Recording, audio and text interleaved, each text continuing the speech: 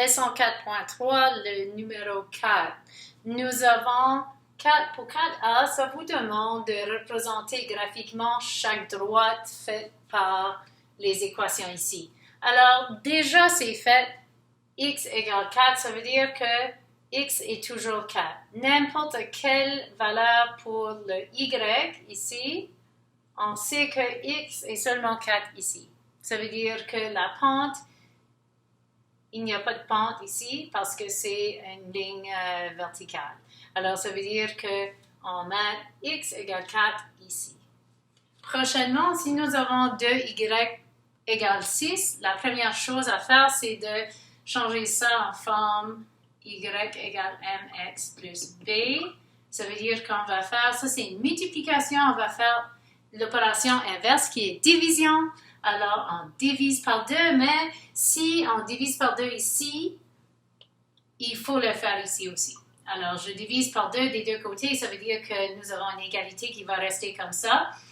Ça devient 1. Nous avons Y égale 3. Alors, il faut trouver où est Y3, c'est ici. Y est aussi 3 ici, ici, ici, ici, ici, ici, ici, etc. Ça veut dire que notre ligne va comme ça. Et la pente ici, 0. 4C, Y moins 2 égale négative 6. Ça veut dire qu'il faut faire plus 2, ça devient 0. Maintenant, nous avons Y isolé, c'est ça qu'on veut avoir.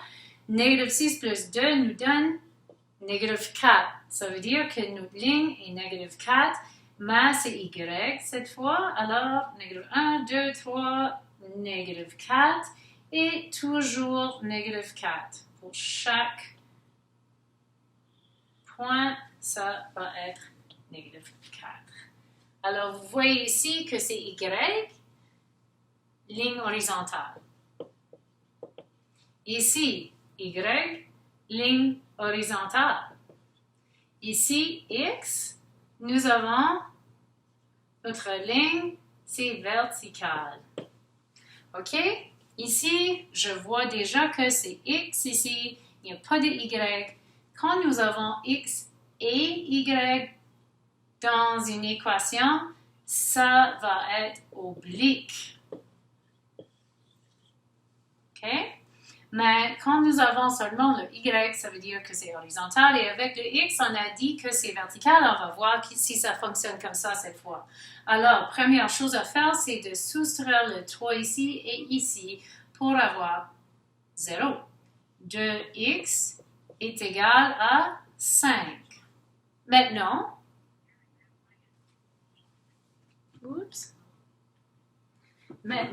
nous avons 2 fois x, c'est quoi le contraire? L'opération inverse de multiplier par 2, c'est de diviser par 2. Je vais le faire des deux côtés. Voilà, x est égal à 5 sur 2. Dans ce cas, c'est utile d'avoir une pente qui est un décimal, et je vais vous montrer pourquoi. 5 divisé par 2, ça nous donne 2, combien de fois? Je peux mettre 2 et 1 demi. Alors, vous pouvez le faire de deux façons, par exemple. On peut utiliser un décimal, 2.5, 2,5, ou on peut utiliser, même si nous avons 5 sur 2, il faut le changer dans une forme qui est plus utile pour le graphique. Alors, ici, disons que j'ai 1,5, c'est égal à 1 et 1 demi. Les deux sont bien.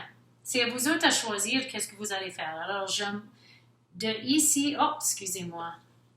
Si j'ai ici par 0.5, ça veut dire qu'il faut faire ça de cette façon. 1.5, 1, des erreurs encore. 0.5, ça veut dire que j'ai pas assez d'espace. C'est correct. Le cerveau est en train d'agrandir. C'est lent. Alors, j'ai 0,5. Ici, j'ai 1, 1,5, 2 et 2,5. Alors, nous avons notre ligne, je veux dire, cette fois, c'est quand est-ce que x est égal à 2,5 ou 2,5? C'est ici. Ce n'est pas ici. C'est pas ici, mais dans toutes les places ici, oui, x est 2,5. Alors, je peux faire notre ligne de cette façon, puis c'est vertical. Et ça, c'est la question numéro 4.